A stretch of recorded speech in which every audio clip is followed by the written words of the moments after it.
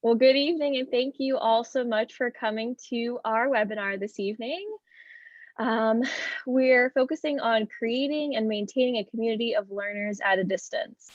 And as you can see, we have a lot of different people coming from all over. Hello from my apartment in Arlington, Fairfax, or in Arlington, Virginia, not as exciting as a lot of the attendees here tonight. But the purpose, as we understand that teaching and learning at a distance can be very isolating. So we want to focus on providing specific strategies for establishing and maintaining a strong sense of community, even online and at a distance. My name is Anna Nisley, and I work in the College of Education and Human Development at Mason. And I'll go ahead and let my colleagues introduce themselves. And all those coming in, welcome. We're just getting started, so you didn't miss anything. Hi, my name is Jered Borup. I'm an Associate Professor at George Mason University at the Learning Technologies in Schools program. I'll let Chrissy and Bridget introduce themselves. Hey guys, my name is Chrissy McLaughlin. I'm a 6th grade advanced academics teacher here in Fairfax, excuse me, Fairfax County. And this is my 20th year in education. Hi guys, I'm Bridget Jasko. I'm a 5th grade teacher in Fairfax County. This is my 6th year teaching. So now that we already know where you want to be, I'm really curious where you actually are or what your profession is. If you're a teacher, I'm guessing many of you are teachers. So if you wouldn't mind typing that in the chat as well, that would be really helpful. So as I mentioned, I'm in the Learning Technologies in Schools master's program. We have a master's program and a graduate certificate. Chrissy is a graduate from our program 2 years ago, I think. Yes, I think so too. and Bridget is going to finish this semester, so applause. And what Bridget did not mention is that yesterday she got an award, right? Or just, yeah, this recently I got the Outstanding Teacher Award at my school. So huge applause there. Awesome. Great. So a lot in Virginia, Arlington. Okay. Kind of all over Virginia. This is great. Great. Well, thank you for spending this evening with us. I know how busy, especially this week is, so it's great that you're willing to spend some time with us. On the next slide, yeah, so go ahead, Bridget. So I just sent the link to learn more about the program, but we'll have more about that afterwards. But in case you're wondering, oh, I never sent the link with it. There's the link. In addition to learning more about the program at George Mason, we also know that because most of you guys are teachers here, you guys all have a lot of experience making connections and maintaining connections. A lot of us have been virtual for a while or have been online in some hybrid situation or crazy situations that's going on this year. So we have a give and take Padlet. So you're able to drop off things that you know and you love and you've been doing with your class and share with others. So let me send a link to that as well. We will come back to it at the end, should you wish to add anything to the Padlet, any resources that you've created, or take anything from the other, we have 91 other experts in the room. So yeah. Okay, so just kind of a temperature check. So using the Hanksometer in the chat, we want to know between 0 and 10, how has it been forming relationships with your students during COVID-19? So 1 would be frustratingly difficult, and then 10 would be, I'm a total master, I've got this down.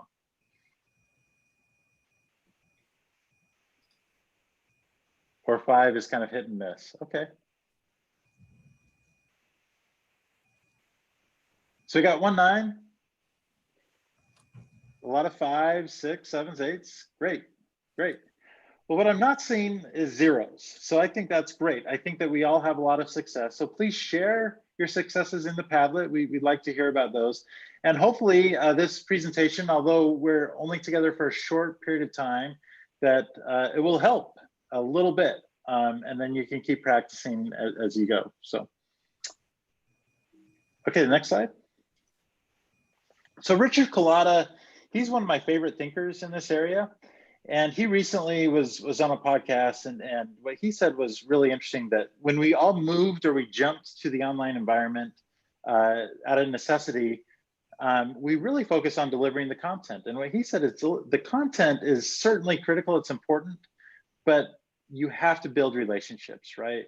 And because we know that learning is social, and so far, oftentimes when we look at technology, we see it as a way of transmitting information and content, but it's also a great way to connect. And I think that we've all experienced this. If we didn't before COVID-19, we certainly have out of necessity over the last 8 or 9 months. So a great classroom environment truly comes from the heart. It's about what we bring to the class and what our kiddos bring to the class. So it's built on a feeling of love and a place where everyone belongs. So just because we are in doing distance learning, it doesn't mean that we have to have distant relationships. So I know that a lot of educators, normally when the year starts, we spend before the year starts. I know I'm on Pinterest looking for different ideas, and we want to build this warm, welcoming community for our kids when they walk through the door in our brick and mortar, building. And being online, we want to consider how we can do that same thing in a different way. So in this presentation, that's what we want to cover is different ways that we can continue to build that same feeling, build relationships, and create a welcoming environment for our students throughout the year in a virtual environment so that they feel heard and part of our class. So the 4 areas, which is what Bridget just went over, that's in the Give and Take Padlet that we're going to cover, is creating and maintaining a presence, providing ownership for our students, establishing routines, and having fun in the classroom. So creating and maintaining a presence, it's important for both our teachers and for students to create that presence in the classroom. So not only do we want to make sure that the students know who we are and have a sense that they feel connected to us, but we want the students to be able to do that same thing, to give them a space where their personality can shine and your personality can shine. So this was, what are we in, like January, halfway through the year, but back in the beginning of the year in September, which feels like 3 decades ago, one of the things that I did is I spent a whole bunch of time creating this website for my students, so it felt like they were walking into my room. And one of the things that I had on my website was this welcome Google slide deck. So it had just a video that I put together, like a quick 2-minute video on all the things that I love. So there's 10 things that I love to go hiking, and it's, so I just showed them a little bit about myself. So they got to see me in my house, and they got to see things about me, so they could start to feel like they knew who I was before the very first day of school. So there's just some links here and articles of different ways, depending on where you are in the school year, if you're about to receive with the second semester some new students, just ways that you can continue to connect. I think my kids are getting to know me every day. We learn new things about each other all the time. So one thing to consider is when you're doing and planning these activities and bridging that connection with your students, is you want to think about all the different like platforms and applications that students could use throughout the rest of the school year.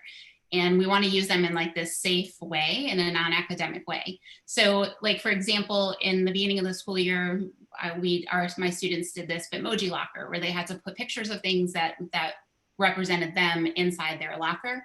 So I taught them how to take backgrounds out of photos. I taught them how to get their Bitmoji if they had one, or a real photo of them on their computer. We talked about citing sources.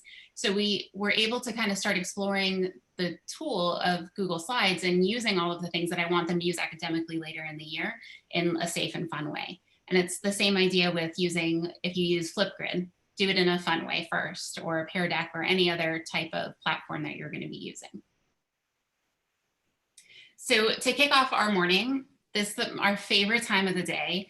My kids sign on at 8:40, and we have 10 minutes where, just like how you guys came in, I play music for them, and I always put up a picture. So the daily check-in is something that I put up, and the kids answer the question, and it just kicks off a conversation, and we start to get to learn. Like today, we talked about the longest drive that they've been on. So we talked about all the different places that they've been, and we made connections when we realized a lot of people travel to the same place. So once that's over, we then get into our morning meeting where we greet each other. So I have a little screenshot of ways, some of the greetings that I've used in my own classroom, because it was a little hard to figure out ways to do virtual greetings. So we kind of brainstormed a whole bunch of ideas together, and we kind of pick from those. And then we do some kind of fun activity. It could be as simple as, my kid's favorite one is they look in their background and then they turn their camera off, and then the student will remove something from the background, and then they turn their camera back on. And then all the kids are in the chat trying to figure out what's different behind them.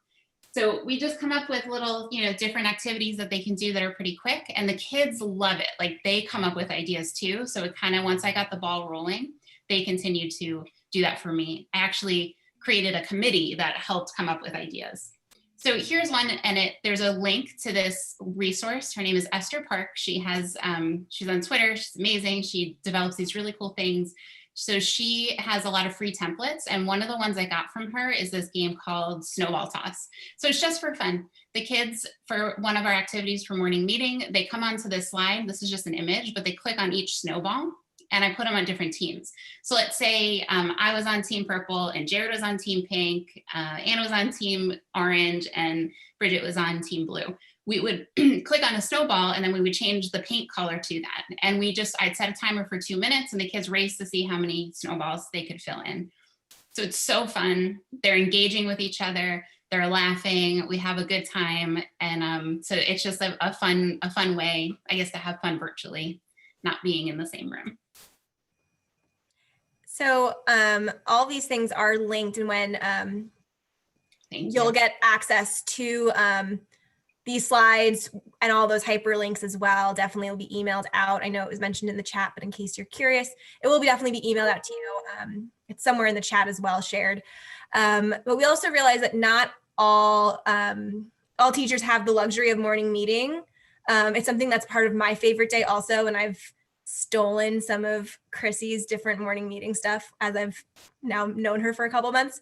But you can also do warm-ups and during your transition time, again, while you're waiting for kids, if you're secondary or middle school, or you're just in a elementary school that does switch classes, you can use that transition time to continue with those warm-ups, with morning meeting like style slides.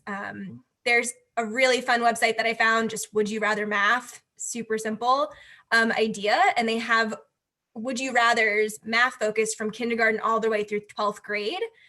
Just something that you can put on the board and start getting something funny. So for example, I used the Would You Rather with Cheez-Its, and I learned that some of my kids hate Cheez-Its, and they wanted to pick it, and we switched for math. So that's really important for me to continue to connect to my math students who don't have me all day, where some of the kids in my math class do see me all day because they're in my homeroom. So I want my math students to feel just as connected, and using these warm-ups and just silly games, even like Guess My Number, gives them that game time that my homeroom students get all the time during morning meeting, and helps build that connection when kids switch. I have to say that I taught 9th grade history, and when I first started teaching, my very first year, I was like, no, we don't have time for that. This is history. We're going to focus on history. But then I quickly learned that having those warm-up activities, or I bought the Would You Rather game, and we do a couple cards, and that kind of fed their interest, but also warmed them up for debate and things like that, because we did a lot of that in social studies. So those 2 or 3 minutes are really important, especially in an online environment where you can't have those hallway conversations. You can build that in to your lifetime, or even asynchronously, you can have these optional activities that you can post in the classroom or your LMS. And I think it's a starting point too of, for me, connecting with students who I know might have a little bit more of a difficult time learning, or a difficult time in the classroom. It's just a way for us to like informally start to build a connection, because I will make sure that I'm like making a reaction to everything that they say, or, oh, that's amazing, we're twins, or I put it on all day. So I realized really early on in the school year, it was probably day 2, I was like, guys, I can't do this by myself, because they had all these ideas. I'm like, I don't know. So we created committees. And one of my committees the kids are on is they create slides in a Google slide deck. So all I did was set up the slide deck, and they they go at it. And they create happy birthday slides for the students. So when they come in the morning and the music is playing and that question is up, I put up the slide for whoever's birthday it is. And I also have like a playlist of special happy birthday music. So we celebrate them and we blow up in the chat happy birthday and try to celebrate them throughout the day. So I think it helps the kids feel really special and heard. And I've gotten emails from parents thanking me and saying that the kids were smiling ear to ear because they felt, noticed. Yeah, and following off, we do similar things. Instead of the kids making their slides, we just post it, just having it as part of our morning message that they know they're going to come in every time and seeing that their name is there. We then sing as a whole class. And if you ever want to give yourself a headache, have everybody turn on their mics and sing happy birthday, all off tune, all at different times. It is the most fun part of a birthday that some of the kids are like, I don't want to ever go back to normal birthday singing. My friend teaches calculus and her class did that, an IB calculus class in Brooklyn, New York. And they were like, this was the most crazy thing ever, but nobody was not smiling. Like everyone was laughing. And I also found it really important for shout outs. So often the squeaky wheel, right, gets the oil. I think that's the saying, but I realized that I'm not always speaking in this virtual setting to students who are doing all their work all the time, who are getting what they need to done. It might be in passing, but in the classroom, they can get that sense of pride. So something that I've been doing is sending out weekly emails that says, hooray, you got all your work done during Panther time, which is what we call our little intervention moment, probably like 15, 20 minutes of intervention, saying, watch this funny video or you can play this game during this time so that they feel acknowledged that they're getting that work done and that they're being acknowledged. Sorry, I was just trying to see if you were paying attention. I mean, I'm sticking with it. We got it. With more virtual shout outs, one thing that's been really important to me this virtual setting is celebration notes. I decided in the beginning of the year to use a little bit of money because it's weird how like a stamp isn't very expensive, but it adds up. So I did buy a bunch of stamps in the beginning of the school year, and I tried to send out thank you cards over the winter break. I got a couple of gifts or emails, and I wanted to make sure that I sent in-person thank you cards for my students. They've never gotten mail until this year. I also send out birthday cards for students with a picture of our class pet. That's Sammy. We'll talk more about her later, but just sometimes if you can, again, if you're in secondary ed, that you have a lot of students, so it's different luxury that I have with only having up to 30. It's a whole different ballgame, but I do try to send out postcards or birthday cards just for the kids because it's just another way to show that you're thinking about them and you see that they have their day even though they can't celebrate it with their friends this year. So I put the link there too for the United States Postal Service. You might get, if you order them now, maybe you'll get them by December. It took me like a month to get a package that I ordered because I know it's been crazy. But for real, I bought postcard stamps because they're a little cheaper. And I just ordered them in the mail and I ordered online Amazon things. So I just have like a whole bunch of them. So it's super easy to have them handy to send out. Oh, did I mix? No, we took it out. You're good. All right, so in keeping with the theme of connecting with the students and creating a presence, so one thing that I do is, I jumped on the bandwagon of creating a Bitmoji classroom, but it's practical. So everything that you see in my classroom is linked. So when they need to get on their math textbook or they need to get on Junior Scholastic, they use all of these items. So they come here for resources, but these also in the background here link out to things about me. So like this, if they clicked on it, it was a video of me hiking in Sedona. And here is a video of my dog eating a puppuccino. So they got to kind of explore, and then they started to guess things about me, things that I valued because I love hippos, and we'll turn more about that later. But so I stuck him on my chair because he's a real hippo that would be in my classroom. But I also put the real me in there. So it's actually a GIF of me waving, or a GIF. I'll never know. I'll never get that right. So I also put Ludo, like Bridget said, she puts Sammy in her classroom. So Ludo is my dog. So he is, and he appears a lot in the things that we do. Oh, well, there's me waving, my Giphy Jiffy. So this is a video, 15 seconds. I probably recorded it a couple of times just for students to hear my voice. And I sent this out in an email before the first day of school, so that way they could hear me and feel a little bit more comfortable coming into my classroom. So I think something that I've learned that is really important is snagging opportunities whenever we can. So here's an example of, like Bridget was talking about, it was a warm up, it was language arts. And the question that we asked, we said it was Tremendous Tuesday, write your name and one reason why you were tremendous on slide 4. So all of the kids have their own box. And if you click on this, this will actually take you to a George Mason teacher, Teresa Wills, her website, I think it is. And she has a lot of free templates for you. It either takes her to her website or it takes you to maybe a collection of her templates. I can't remember now. But this is one of her templates. So the kids type their name and they type their reason. And what I do is then I click on it and I start a comment box for everybody, or I start writing in their box, or I drag on an emoji, you know, a heart face or a happy face. But so while my kids were doing this, they ran out of time and the lesson started. And one of my students here, I highlighted it in yellow, she started saying, I'm tremendous because, and she never finished it. So after class was over, I just sent her a quick email and I just finished it for her. I said, you're tremendous because you bring such a bright and positive attitude to everything. And I told her that while I was commenting on everybody's, I didn't want to leave her out.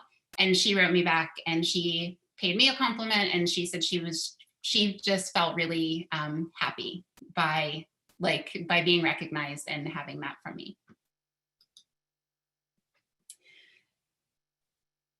You're on mute.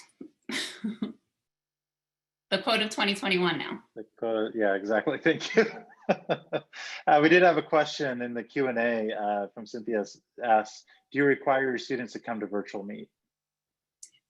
Do I require? Yes. So all the students they all attend every day. They don't have to turn on their cameras. I just throughout the year, I highly encourage that they do that.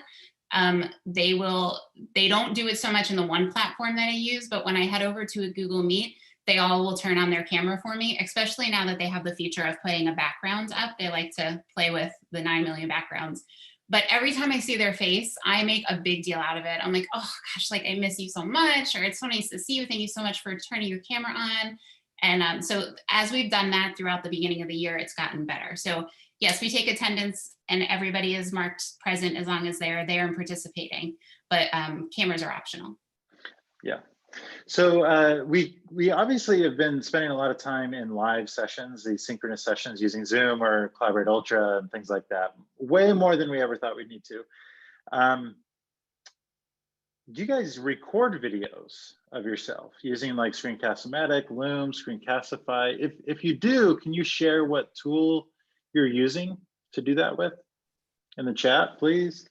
I use Screencast-O-Matic a lot. Loom's good. Loom just changed. They all kind of change, but you can normally find a really good free tool and until it's not free anymore, and then you can find the next free tool and then use that, right? But it's a great way to establish your presence even when you're not there with them in real time, right?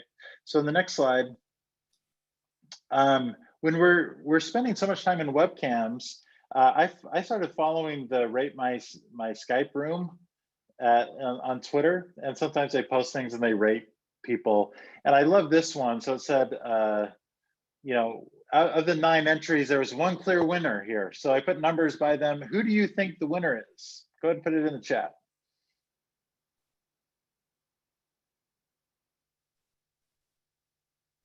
Hey, Robert. Okay, yeah, 4. So we're getting lots of 4s. 2, okay.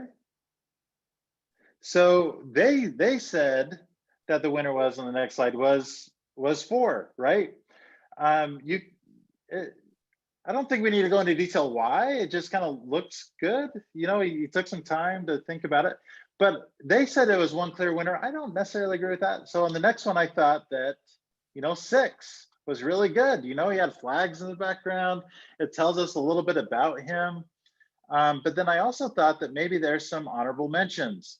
So these two, I thought that just with a little bit of work, it could be way better, you know?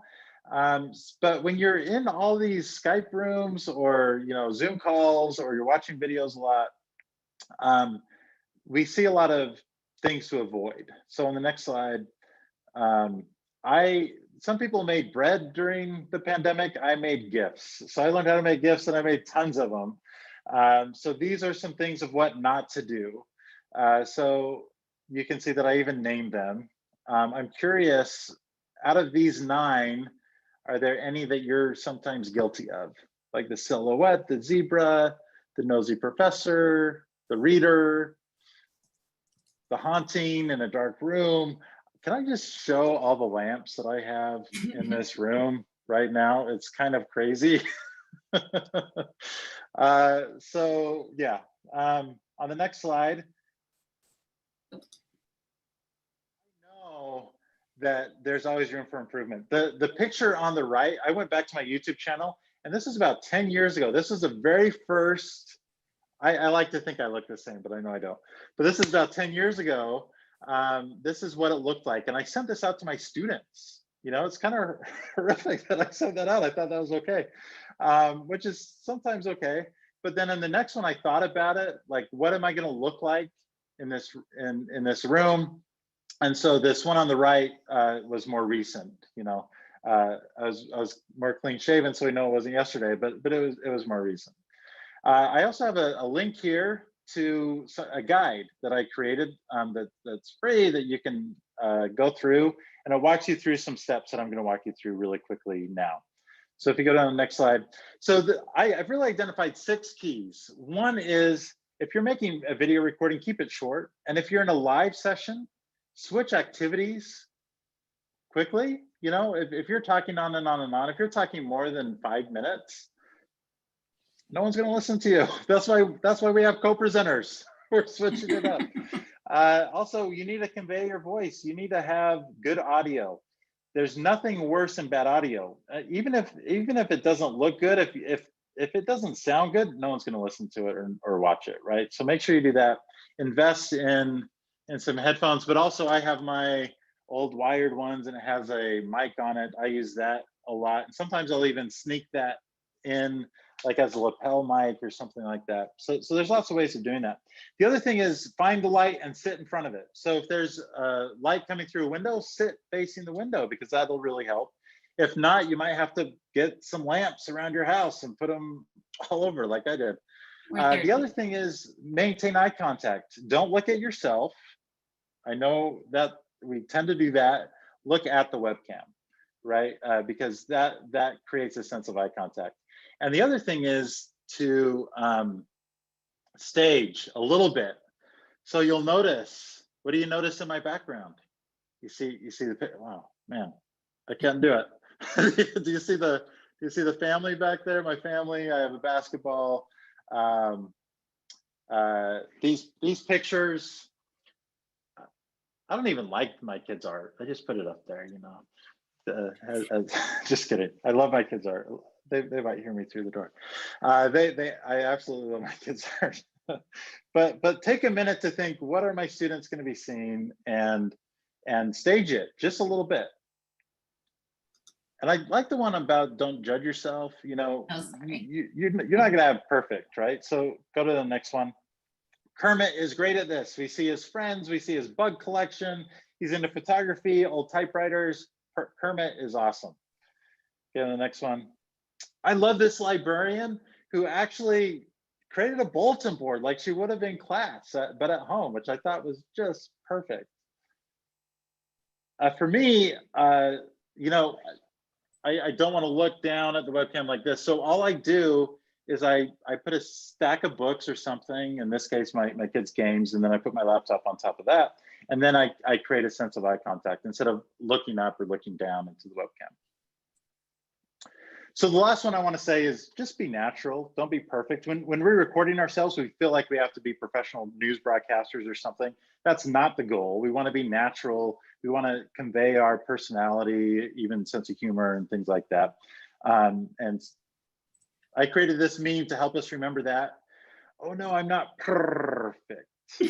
My wife told me not to put that in there because it wasn't funny, but can I get a thumbs up for the cat memes, right?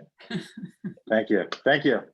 Okay, so then on the next one, but we want to be natural, but at the same time, sometimes our real world and our natural world collide. This is Patrick Lowenthal. I follow him on Facebook, we're friends. And he shared this video, and I thought, maybe if a cat is scratching itself on your head, that's a bit too much. But like if a cat jumps in or meows or something like that, that's fine. Like that's actually really good. Bridget has a cat. I know that because I'm in Skype calls with her, Google Hangout calls with her. And that's good. Don't worry about that. Our worlds will collide. I saw this and I thought this is a perfect example. I mean, we have our home lives and our work lives. And during the pandemic, hopefully we've kind of worked out a balance. But sometimes it's going to collide, and that's okay. Don't try to have 100% separation because it'll just frustrate yourself. And this example is our very own Chrissy, and she shared this with me, a video that she created for her students. So again, it's not perfect, and that's not the point, but it was great. It was a real great video. And I have no makeup on. Yeah. Oh, morning. So I found some more unit rate guides. Isn't that cool? If you go to the deli, you can see how much everything costs per pound. So if you buy some deli meat, which I think we did, we have some in the cart. All right, so you can see we bought some. I know it's backwards, but the total cost was $4.43.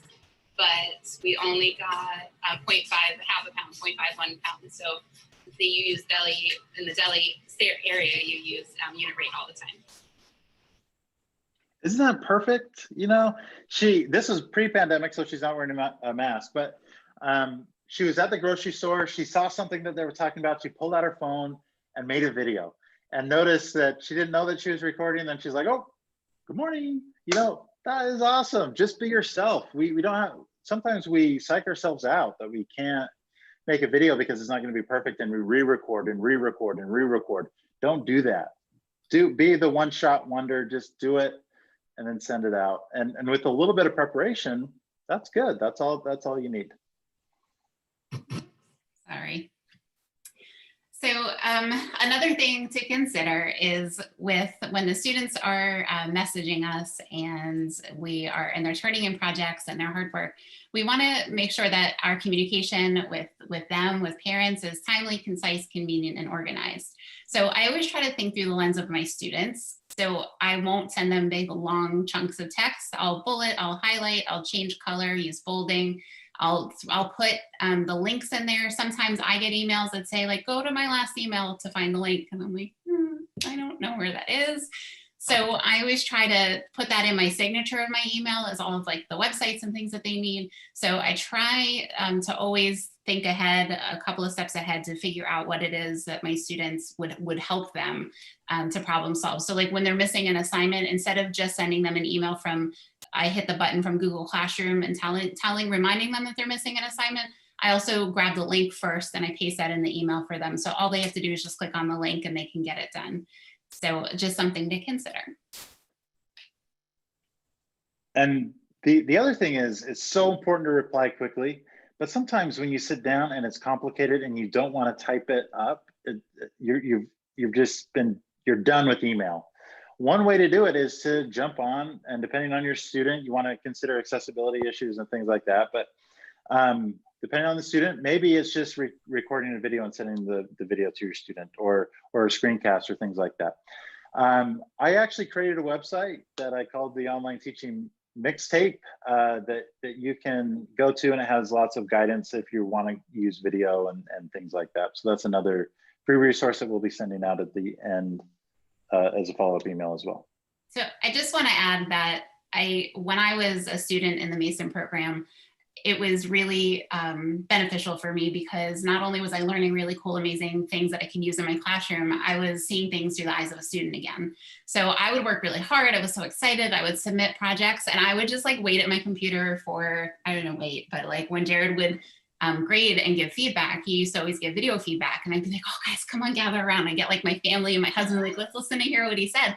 Oh wait, and let's replay it. So like, I felt so much pride in like seeing the things that that he saw in my work that he really liked. And it just motivated me as a teacher to not forget to do that for my students, to be really specific with my feedback, to be timely with my feedback, and to really just make them know how much I appreciate all of their hard work, because it just feels great. And depending on the feedback, it can be way more efficient to do it in video. Sometimes it's less efficient, but you do it to build relationships anyway. And it really depends on the student and the project. So our next section is thinking about providing ownership for our students. So we want to make sure that we give them voice and choice and be able to express themselves. So like today, my kids are working on writing a book, a literary nonfiction, and they're saying, where do I have to write it? So no, like, where do you want to write it? Do you want to, here's book creator, here's paper pencil, like here, make a slide deck. You want to make a video? Sing it to me. I don't care. Like, you pick. What I care about is the content. You know, do you have the things that I require to be in the book? But you shine and you pick. So one kid's, can I animate? Yeah. Can I draw something on it? Yeah. Like, whatever you want to do is fine with me. It's really funny when you give them that choice and they're like, wait, really? You said yes. When they're like, what if I, and then you just say yes, they're like, what? The first time they hear that, when they're like, no, you're writing an essay. Like, that's what I think they always expect to hear. So getting the yes, sometimes then they go end up doing the essay that they were originally slated for, because they all of a sudden realize they were biting off more than they can chew. But that's also a learning experience when it comes to critical thinking and having ownership. And one way to just early on start that ownership is not making class rules, but class expectations. The way that I make them, we try to do something similar to how we do it in the classroom. We use Google Jamboard, and there's different pages that said what I need from myself to be successful this year, what I need from my peers to be successful this year, what I need from my teacher to be successful this year, and what I need from my environment to be successful this year. And they brainstormed and posted all of their thoughts, and we boiled everything down into these 6 expectations that we needed everyone to be respectful. That comes from me, that comes from the kids. It's across the board respect, being prepared and focused, being active listeners, honest, open, supportive, kind, and patient. Alert your teacher when you need a break. That was a big one. Sometimes all of a sudden in the hallway, in the classroom, I would say, go take a lap.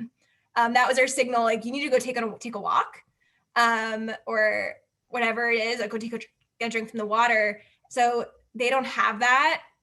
Like, I can't tell in their bodies if they're getting wiggly or whatever. So now it's them starting to learn from themselves. Hey, can I go get a drink of water? Can I step away from the computer? And it's become really fluid. And the last one was find time for fun, because I feel like time goes faster on the computer. So having to take a moment to slow down was super important. Absolutely. So to piggyback on what Bridget just said, is we do the same thing, just in a slightly different way. And so instead of calling them rules, like she said, we call them values in my class, where the kids understand that they're just a part of it. This isn't like, this is McLaughlin telling you what to do. This is, you know, you're a part of creating the values of our classroom, the things that we want to hold ourselves to. So the kiddos all watch like a music video. We did like respect and I don't know, teeny bopper movies and Disney movie stuff. And the kids then worked together in a breakout room, and they did a Jamboard as well. And they just kind of typed up what do they think the message was from the song? How can we apply that to our classroom? And then I took little quotes from them, the things that they said, and this is posted on my website. So all of their voices represented on our class values page. And then the students, same thing, is like, I had a slide deck and all the kids came on it, and then they signed it however they wanted to, just to say that they were committing to these rules. And man, they mean it. Like, we talk about being responsible in the chat. The second one person's off task, I've got 5 of them. Hey guys, remember what we said? And I thank them all the time. They help run like the ship. We would sink if we didn't all work together. And I make sure I let them know that, and they then just know that they were appreciated. So another thing that I do, I'm sure everybody does this in a different way, but I have students fill out a midweek check-in. So every Wednesday, I give them the link to the same exact Google form. It's posted in my virtual Google Classroom as well. And I mean, in my virtual Bitmoji Classroom as well on the whiteboard. And I have it posted in Google Classroom, but the kids just kind of fill out a quick temperature check. Hey, like how's science going? How's social studies? All the major curriculum areas. And then it's an opportunity for them to just say, did you have a question? Or is there something that you want to meet with me? And then during my planning time during the day, I just scan it really quickly. And if somebody asks me a question, I pop up an email and I just answer it for them real quick. Or sometimes I'll just do like a BCC to all of them saying that we need to, I'm sorry, I BCC them and just say like, hey, thanks for the feedback, or thanks for filling out the form. And for me, we don't have a form like that, but we do something called team huddles where we all come together, we talk, whether it's small group, large group. I kind of change it up, maybe one-on-one if I have that time. And I really welcome kids to provide me with feedback. Just like Christy was saying, they help drive that ship of the classroom. They're part of it. And we actually revisited that idea of, hey, did that work for you? Or is this timing? Because we tell the kids, we can't see on your face, you don't understand it as much. Or we don't know if from body language, if this is confusing, or if you have a question, if you're not actually saying it, or if you need more time. If you're not actually saying it, we can't tell these online. So it's so important for the kids to know that they can give that feedback. And one of my students was like, that kind of feels weird though. And then the rest of the class jumped in. They're like, it does feel weird to give you feedback. And I said, at first, but every time you have, like, what happens? They're like, you say, okay. I'm like, yeah, like, I'm not going to bite your head off. Like, this is your learning and I'm here for you. And just having that conversation and letting them become part of that. Sometimes we do have to say, hey, look, I get that. I made this decision because, and I have to stick with it. But them knowing that they're part of that dialogue really helps with that classroom community. So this certainly links to personalized learning. Oftentimes teachers see personalized learning, they think that they have to personalize each student's learning. That's differentiated learning. Personalized learning is when you give your students choice. And on the next slide, we see one of the best ways to give them choice is in their path, how they learn and how they demonstrate their learning. So this is an example of an activity. We're doing poetry similar to what I just explained before. And I told the kids, these are the different poems. Here's the different poetic devices. And like, just go ahead and create poems and create however you want. You want to make a book, you want to make a banner, you want to write it in the sky. Again, I don't care. So this girl went home, she blew me away. She created this amazing poem. And then she made a tree, like with pictures of stuff hanging from all of, like, it was incredible. It was so cool. I never in my wildest dreams would have thought that up. And this is why I get so excited when I provide different pathways for my students and choice. Another way, we did journalism, and there's so many facets of journalism that kids were able, some chose to make a podcast, some chose to make a traditional article, some chose a photojournalism, and she went around her neighborhood, took pictures and talked about why, what message she was trying to get across. So giving them choice in their final product. Again, that if they ask, hey, can I do X, Y, and Z? And you say, what does that look like? And sure, it's pretty awesome where they can take some certain things and they'll blow us out of the water. So this is linked for you if you would like to use this activity. It was just a flat teacher adventure. So the kids had choice. They could pick any activity they wanted. I asked them to do 3 and then record it in whatever way that they want. So some kids entered on a Flipgrid, some just took pictures. This girl, I'll zoom through it super duper fast. I know we're a little behind on time, but she just recorded the whole week of her activities and she put it together in a video. She crocheted, she played the piano, she played games with her family. It was amazing. I like cried. And then she did all these activities with me. And at the end, she did a random act of kindness by taking the bunny she crocheted and she donated it to her neighbor who just had a baby. So cool, coolest thing. So establishing routines. So establishing routines is something that is obviously really helpful. Our students want structure, maybe even if they don't know that they want structure. It's so important to have that because we need that predictability. We need to know where things are, how things are going to run. And it just helps them to have this space that they feel is theirs. It's their classroom. So similar again, so when you guys came in, I use Spotify and I just play some whatever songs. I follow different people who have school appropriate playlists. However, I have learned that school appropriate playlist doesn't always mean school appropriate, like, you know, depending on the grade level you're teaching. So although these exist and they're wonderful, I just would suggest kind of scanning through them or be ready to kind of like click to the next song sometimes. But it's so fun for them to come in and listen to music. I do a lot of Disney stuff because that's pretty safe. Learning new skills can be something that becomes part of that routine. I use the class pet Sammy for Gecko Gab. This was inspired by Jered over the summer, actually, one of our courses. And Sammy is the one who introduces new skills. So they get more excited to learn something that might be mundane and boring, knowing that they're going to get to hang out with Sammy for a little bit. Hey guys, and welcome back to Gecko Gab. Sammy and I are here to talk about peer conferencing. How should we conference and how do we actually help our friends with their writing? And what is not helpful? So stay tuned, Sammy's got more tips for us.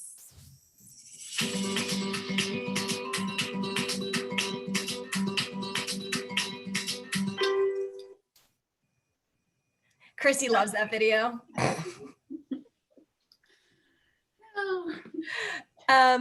Also keeping regular announcements in the same spot, whether you have a website or your Google Classroom, as long as your students know where to go to find information and when they should expect updates, really helps them navigate this online environment.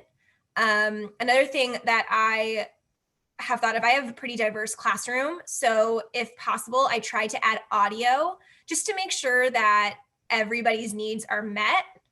Students, whether they're just tired and don't want to read on the computer that day, who knows, maybe their eyes are hurting and they just want to listen, or they're one of my students that might struggle with reading, they're able to know that they can always fall back on the audio and they're not just left to their own devices in this online environment. I don't remember if I'm playing this video. No, this is kind of just an overview of one of the layouts of. Thank you. This is in the chat. I'm curious how you build in communication with your students, like in Padlet or Flipkit or VoiceThread. What are you using, and what type of activities do you do? So as we go on, if you want to just put that in the chat, that'd be great. We'd love to share, and also in the Take and Share Padlet, it's a good place to add some ideas there too. So we can go on. Okay, so I won't play these videos, but one of the things that I use now that I didn't know existed was Mote. So it's just like a Google plugin, is that what they call them? And so I just do a voice recording instead of having to type it all up. So that's really nice. The kids like listening to it. Another free website is Vakaru, I think is how you say it, where you just go to the website, it's super simple. You hit record, you record your voice, you hit stop, it gives you a link. So I would paste those links into Google Classroom so the kids could hear my voice and hear my excitement when I was giving them feedback. And then this is just an example of video feedback as well, just going over some student work and just giving them some feedback about their participation and how they met the requirements. So like I said before, I try to organize and put myself in my students' shoes. So I create, I have my own personal website in my classroom. So I have a Google site. I just use Google for free, and everything is consistent and the same. So you won't be able to open this. So I'll just show you super fast. I just use, here, let me just pick a day. I use the same setup. So the kids come in and they start with a warm up, and then we have today's lesson, and then they do the practice, whatever practice I have for them. And I use the same color coding, and I have the same, I made little images for them. So they have their small group independent, they do their ST math if there's an exit ticket, and then I have additional practice. So every day is the same exact thing. I just fill it with different stuff. And they appreciate that consistency because they know what to do. And this is just a video. This one you can watch on your own as well. It's just me going over a lesson. So it was an asynchronous day. So I just recorded the lesson and gave them all the directions, and I gave them the answers. So I would tell them, hey, pause the video, and then you can unpause and check. I do that a lot in my website. I record all my own math videos and do that. So that way, if they miss it with me, or with the synchronous time, if I'm going too fast, they can always go back and rewatch those videos. And with that, some of my students who might struggle going to different tabs on their own, where Christy's is really strong with that, my students know that I will have a folder shared with them or a link to a folder from Google Classroom in the chat. So they have that, as long as it's consistent and organized in a way that works for your class, giving them that opportunity to give feedback allows that to work. One of the big things that I kind of took away so far this year is using breakout rooms, not just for academics, but as like a safe space. Oftentimes in the classroom, I would say, hey, let's have a conversation in the hallway. So this way, whether my student is having a hard time and they don't need their peers' eyes on them while they're struggling, or they're, right, we need to have a conversation because something that happened wasn't super cool. Using that breakout room to not call students out in front of their peers. Students know that their lessons are being recorded as well. So just making sure you're maintaining that respect piece that was so important to at least my students when they're making the class expectations, and using that breakout room for a moment to just chat one-on-one with those kids, whether they're having a hard time and they need someone to help them calm down, or you just need to say, hey, let's take a look at what you wrote in the chat, for example. I think everyone can have heard themselves say, don't write that in the chat or something like that. Let them look at it and be like, how could we have done that differently? And just give that couple of minutes of just one-on-one time can make a huge difference. I agree. So the last section that we have that we're going to talk about, and we'll kind of zip through this pretty quickly, I see we have 8 minutes left, is just to remember to have fun with our classroom, just to let loose, not be so stiff. So I got a standing desk so I can get up, because sometimes I have so much energy, and I think I already established I'm Sicilian, right? So my hands are like always moving. And so just to have fun, dance around with them when the music is on, just let them enjoy. So you saw that we have class mascots that we already talked about. Bridget has Sammy and her kitty cat, and then I have Ludo, my dog, so he appears in everything. My kids know that I love hippos, so this was a picture on the first day of school that a student drew for me, the little hippo surrounded in pink. He held it up to his camera, took a picture, sent it to me. I was like, I love that. So I printed it, hung it on my bulletin board in my classroom. I took a picture of it on my bulletin board and sent it to him and thanked him. So he felt excited, but just to have a little bit of personalization. Yeah, and so I use Bitmoji Classroom just as my background if I'm meeting in small groups for reading groups or math groups. And on it has the cat and a tank for Sammy. I used Google Draw to create a fake Instagram for her, for the lizard, where kids can keep up with what's going on with Sammy, and it's connected to our class website. The message board does click to a Padlet, so kids can ask Sammy questions or leave her messages as well. I think it says like slide into Sammy's DMs, because I thought that was funny. But other teachers are following her, and yeah. So something else that my kids love is I do silly filters. So I'll use like Snapchat or Instagram. So here's an example of one they did for just a math lesson. Did you know that negative exponents don't actually equal negative numbers? Whoa, you're gonna learn all about it in this lesson.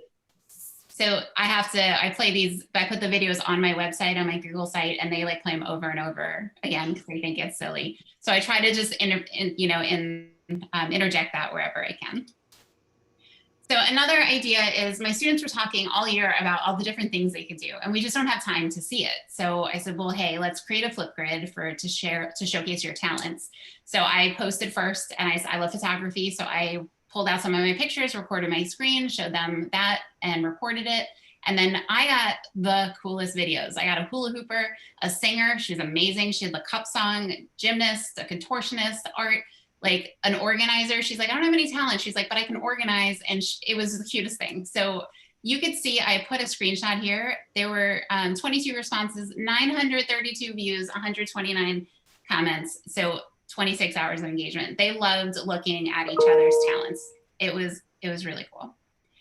So I mentioned Esther Park earlier with the snowball game. So another thing that she did that wound up consuming an entire weekend of mine, thank you, was she created these super cool gift stickers. So if you click on her tutorial link, or this sticker link here, it's gonna, or this one here, I show you how to make all different kinds. So this will take you to her tutorial, which is what I followed to create these stickers. And I give them, I put them right on the kids' Google slide decks, or I email it to them when they do really cool things, and they love it. So the templates are here. They're her 5, and I created 4 more of my own. So you're welcome to use them if you would like to make any of them on your own. If you want just like a regular no motion sticker, I made these, so you're welcome to use these as well for just pasting them onto the kids' work. So that's linked there for you. So the last thing that we have is just think about some ways to be silly and have some maybe virtual spirit days. So we don't wait for the school always to tell us, we'll create them on our own. And that's actually one of the other committees in my class is I have a fun committee, you know, a spirit committee. So they come up with a day, they create a poster, and then they make it happen. And they tell what my calendar committee, and they put it on the calendar, and they give me all the content to send out in an email. So they love the ownership. So here's just some ideas of ways that you could, you know, have fun with the kiddos in your class. So we just end with, this is one of my favorite things. So this was a bulletin board last year that was in my actual classroom. And it said, be the reason someone smiles today. And at the very end of our school year, the virtual school year last year, my students presented me with this slide deck, and they all had personal comments to me. And the last slide was this, and they changed the words, you can see, to say, you're the reason we smile today. And I was a baby crying. But all of this effort and work that we put in to make connections with the kids, it matters. And it just, that's what we do, right? We want to make connections. We want our kids to feel special. And even though we're online and I can't see you, you know, I hope that you have learned some things that you'd be able to do in your classroom. I loved getting to interact with you guys in the chat. We can still make connections and lessen that distance between us and our students. So these are just the 4 areas again, and just a reminder, I can't wait to check it out. I want to see some of the ideas that you guys put on the give and take. So I could use some of them in my classroom. That would be amazing. And then I'll let you. And just a reminder, if you're interested in a master's degree or graduate certificate on this topic, please let me know. My email is there. There's a shortened URL for that. Happy to answer questions. And along with that, we are out of time, but I'm happy, I can't speak for them, but I'm happy to stick around if you have any questions. But thank you so much for coming. It's really great to hear some of the things that you're doing, and hopefully this was helpful.